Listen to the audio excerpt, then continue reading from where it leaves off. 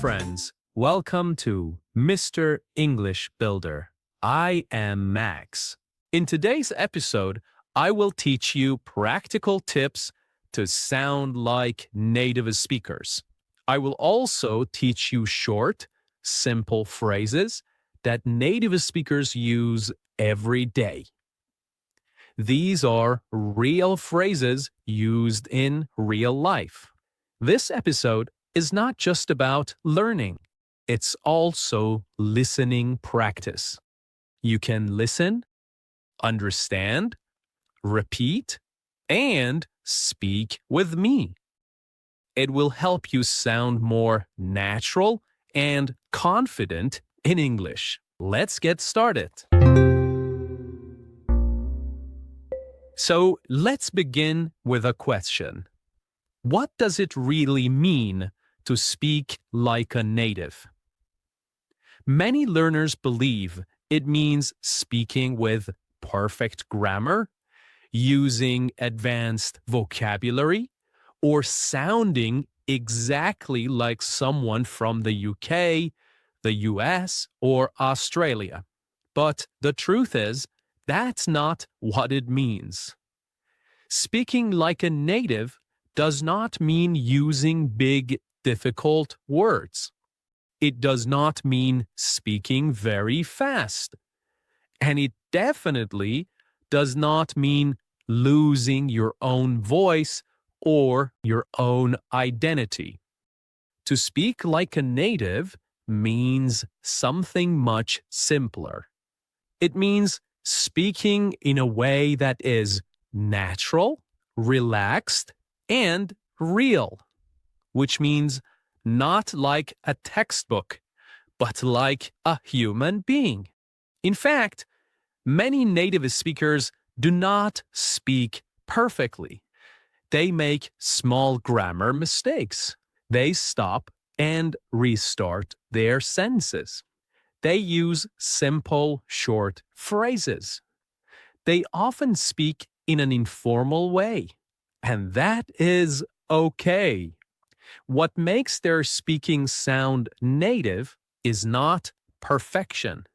It's the flow, the tone, the use of real everyday English. Okay, now that we understand what speak like a native really means, let's take a closer look at what native English speakers actually do when they speak. What makes their speech sound natural and easy to understand? Native speakers almost always use contractions in daily conversation. A contraction is a shorter form of two words. So, instead of saying, I am very tired today, a native speaker would usually say, I'm very tired today. It's quicker, it's smoother, and it sounds more relaxed. Using contractions helps your English sound more like natural speech. Instead of saying, I am, say, I'm. Instead of saying, you are, say, you're. Instead of saying, she is, say, shiz. Also, native speakers don't always use long, formal sentences. In fact, they often say just a few words, but those words carry a lot of meaning. These short, natural phrases help conversations feel relaxed and real. Here are some common examples. The first one is, sounds good. This means, I agree. That plan or idea is fine with me. Sounds good. The other one is, no way. This means, really? I can't believe it. It often shows surprise or disbelief. No way. The other one is, I'm in. I'm in. This means I want to join or participate. I'm in. The next one is hang on, hang on. This means wait a moment. Hang on. The next useful phrase is all set. All set. This means I'm ready. Everything is prepared. Next one, got it. Got it. Which means I understand. The next one, which is very common, is will do. Will do. This means I will do that. This is usually in response to a request. The next one, I'm out. I'm out. This means I'm not joining. I'm leaving. Or I'm not interested. I'm out. You simply say, I'm out. The next one, my bad. My bad. This means that was my mistake. I'm sorry. As simple as that. You just say, my bad. My bad. The next one is fair enough. Fair enough. This is very common and it means that makes sense. I accept your point. Fair enough. Fair enough. The other one is no worries. No worries. This is very common, especially in Britain. It means it's okay or don't worry about it. Sometimes it means you're welcome. No worries. No worries. So these are small expressions, but they are very common. They are used every day with friends, at work, in shops, or on the phone. Learning these real-life phrases will help you sound more natural and fluent. Now, let's talk about pronunciation. In English, some words are said strongly and others are said softly or quickly. Listen to the sentence. I don't want to go there now. The important words in this sentence are stressed, are said strongly. Don't go now. The smaller words like I, to, and there are said more softly or quickly. This rhythm gives English a natural music. But please don't worry about being perfect. Just start noticing the rhythm when you listen. Over time, your own speech will become smoother too. But the first step is noticing the rhythm and noticing the stress. Here is the next point. Native speakers often connect words when they speak quickly. This is called connected speech. Instead of saying each word clearly, they blend the words together. For example, what do you think becomes what do you think?